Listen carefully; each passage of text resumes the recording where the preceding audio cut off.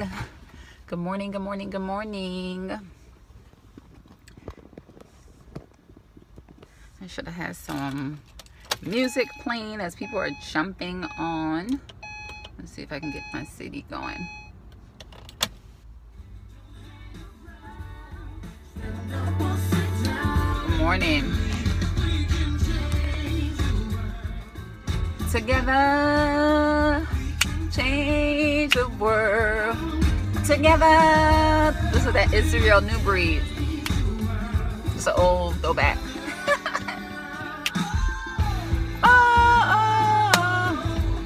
Who's down with changing the world with me? Come on, any world changes? Any world changes? It all begins with hey, pretty K-A-O. Good morning, good morning.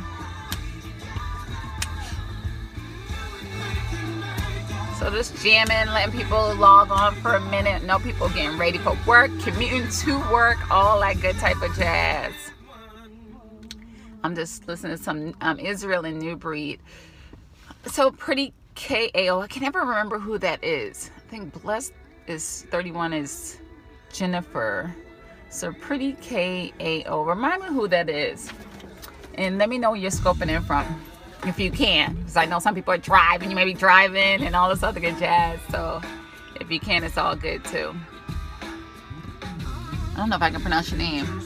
Kavanti from Charleston. Am I pronouncing your name right? Kavanti? That sounds like a beautiful name. Spelled beautiful. Oh, why my CD is trying to trip. Let's go back and listen to World Changers. Why I call it World Changers is really not. Keovanti. Okay, Keovanti. Thank you. Keovanti. I'm so funny. Keovanti. That's a beautiful name. All right, we're about to get started. I know some people are going to be pinging on, but I know we both got to go to work. Go to iInvestor and do what we got to do. So I just want to drop off some morning inspiration and share a little bit about my story about not giving up and about just, you know, your hard work not being in vain. Because I know just sometimes when we go about our day and go about our life, you know, we all have goals and we all have aspirations that we're trying to achieve. But sometimes it's not that evident, you know, that we are getting any closer to those things, or that our dreams or aspirations are really coming to fruition, right? And, you know, it makes me think of a time, when I was actually running track. I ran track for many years. I started running track when I was like second grader, right? And in seventh grade, by the time I was in middle school, I became pretty serious about this track thing. So I can recall when I went to my first state track meet, and it was definitely my goal to win, right? But I came in second. I remember coming in second at the state track meet, and I didn't quite win the race, obviously. And my dad telling me, he was like, you should have got first. I'm like a ninth grade at the state track meet. I did good, right? But at the same time, I started to see what he said, and I elevated my goal, and I did want it to be number one, and I wanted to win. And I can remember just going in 10th and 11th grade. Hey, Toya, so glad you joined the scope this morning. I can remember in 10th and 11th grade, nothing really remarkable. I just, you know, was working it, but I didn't quite get what I wanted to in terms of the state track meet. But I remember just, you know, some days, and my track team was very small. And I think at one point I ended up being like the only person on the track team. So there was many times where I would be on the track. And like the only one. And I can remember my coach having me do so many things and like just working so hard on Saturdays and after school, and I would have to run 200 meters with weights in my hand, and I would have ankle weights on my feet. And I can recall, thank you for the hearts, I can recall having like a parachute, running around on the track with a parachute on my back, you know, running up hills and mountains and lifting weights. And you know what I mean, I'm like, I'm getting it in. Like, this is a lot of hard work, and like nothing's really happening because I got second at in 9th grade. 10th grade, nothing really happened. 11th grade, nothing really happened. I'm like, okay, y'all. Okay, God. Like, what's going on? I remember the track. Okay, right? And what you putting some blood, sweat, and tears out there? Like, what's really coming up with this, you know? And for me, I wanted to use track to help me to get a scholarship. Good morning, Champagne. Katrina, I remembered. Hey, Katrina. So, you know, I wanted to get a track scholarship. And so far, it wasn't looking good. You know what I mean? And we got to the state track meet. And again, I wanted to get first in the state track meet. But ultimately, I was looking to get a scholarship. But here it is. If you know how track season run, it really goes from about February to May or something like that. And you can imagine this is my senior year. So here it is already in my senior year of high school. I hadn't got any inquiries about college scholarships or anything. I went ahead and applied for a scholarship, but I hadn't gotten anything back. I didn't apply for a scholarship. I applied to, you know, like University of South Carolina, University of Georgia, and I was planning on going to the University of South Carolina. I wasn't going to run track because it didn't look like I was going to get a scholarship. Like I said, here it is. It's May. And the school year is coming to a wrap, and most people who got their scholarships had already received them, right? So I was like, oh, okie dokie. So finally, it gets to the point where it was my senior, and at the state meet, I finished second again at the state meet.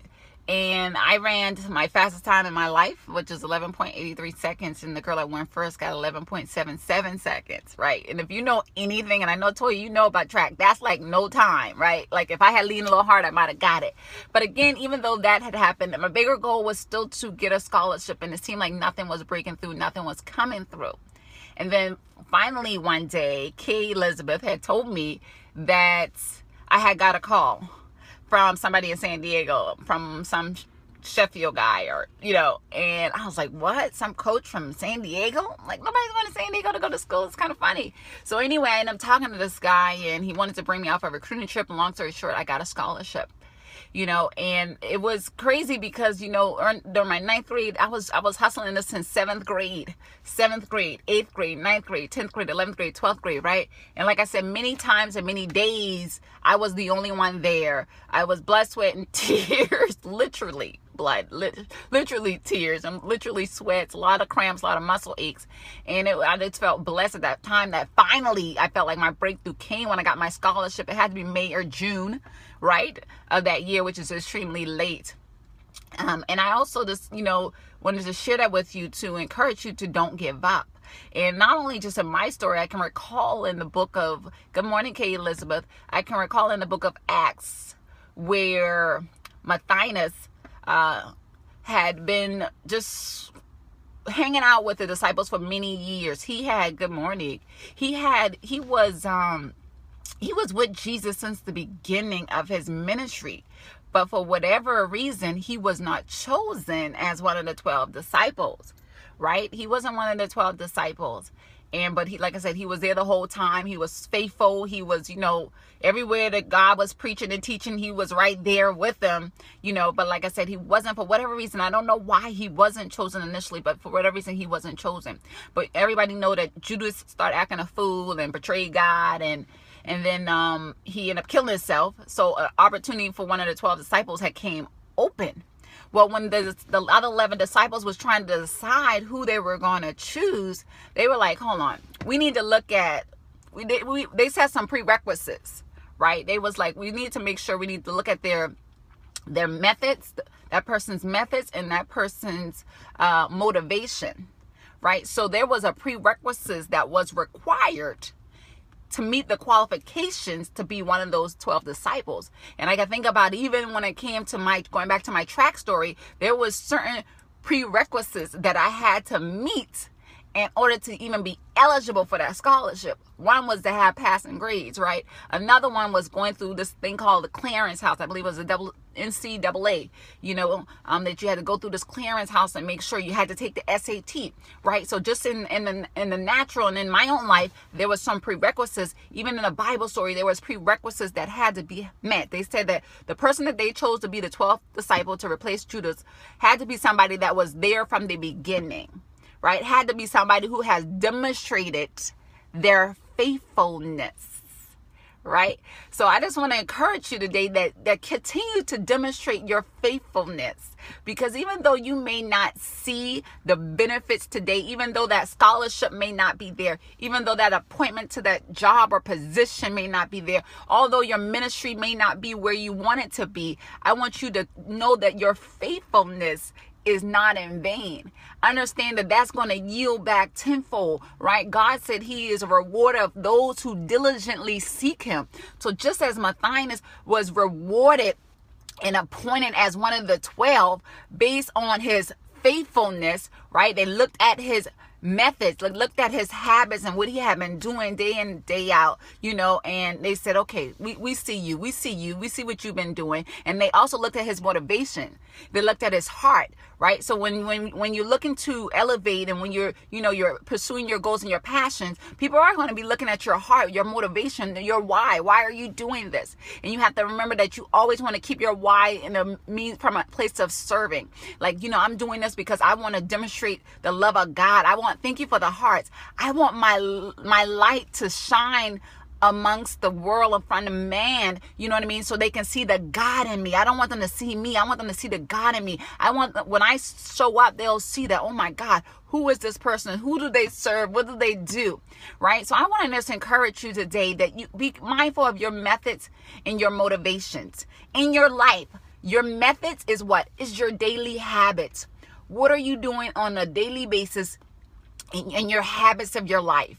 Making sure you're getting that prayer and making sure you're reading your word, right? And if you've been following me in regards to the 21-day challenge that starts tomorrow, you'll know I also have been saying that we need to incorporate meditation, right? A lot of times people thought that was just for a certain group or a certain culture, but it really is for everybody. That if you want to be healthy and have longevity, then it's for you. If you want to have a life of peace and joy, it's for you. So these are the type of methods that you need to incorporate in your own life so you can be victorious, so you can, achieve whatever it is that you need to achieve in your life.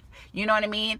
I start CrossFit today. Good for you, Katrina. Awesome, right? Get your workout on, right? Because that's definitely one of that I talked about the other day. The habits of the habits of fabulous people or successful people, and definitely getting your workout on is one of those things. So you have to think regardless of what you're going for, whether it's something in your personal or your business, it's going to be an evaluation of your methods. It's going to matter your habits at your job. Even what are your habits at your job, right? And in your business and ministry, what does that look like? That's your processes. That's your systems. What kind of processes, systems do you have established to help you get to where you need to go?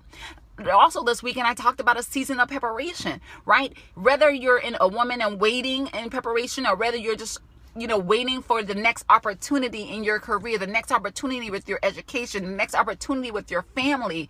You're in a season constantly of preparation, and this season you need to be prepared. Because if you think about Matthias,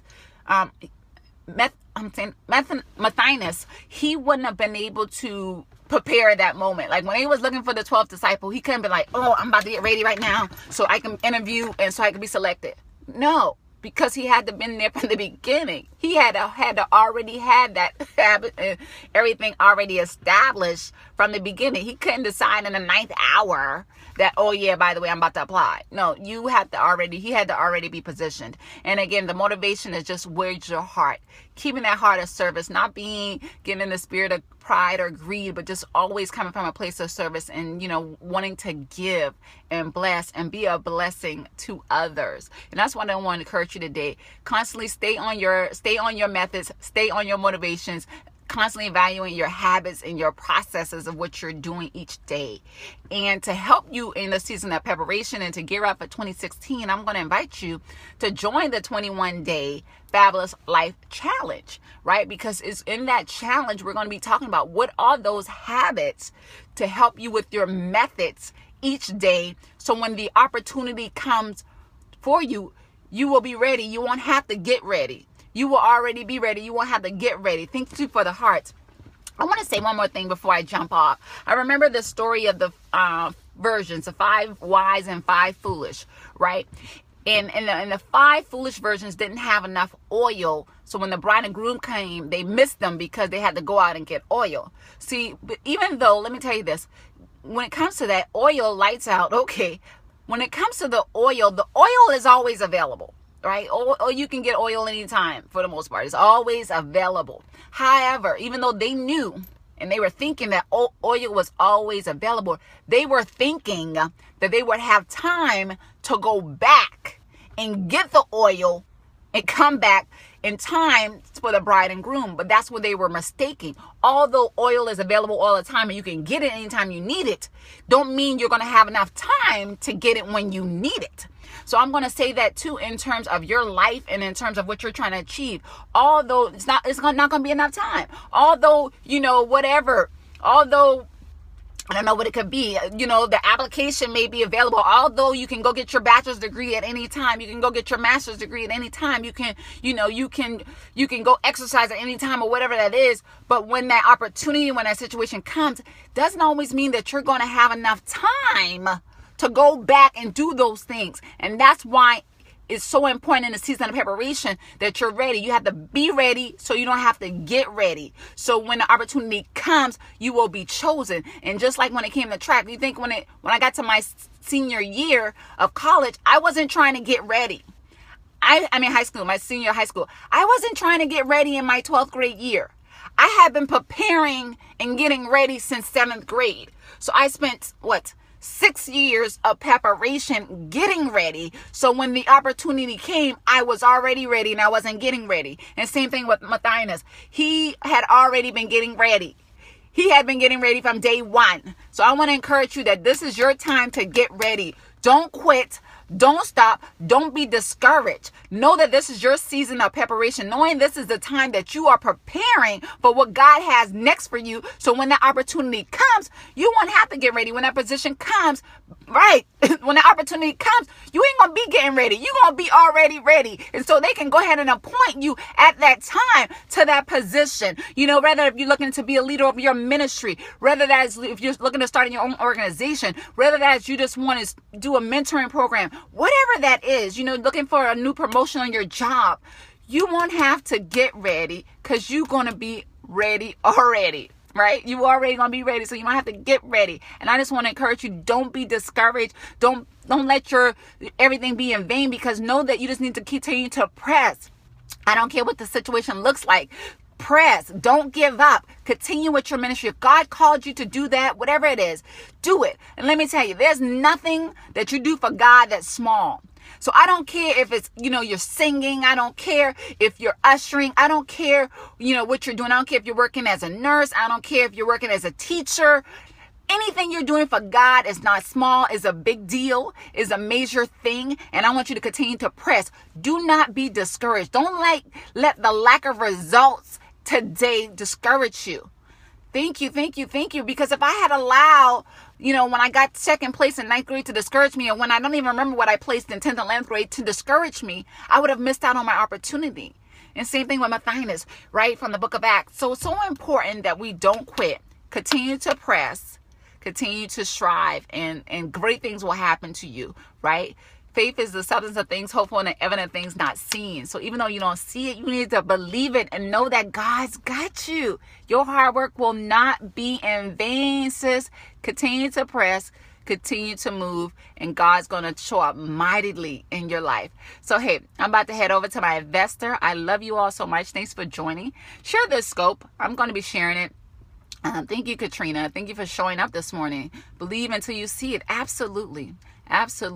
Thank you, ladies. Katrina, Kate Elizabeth. Who else is on the line?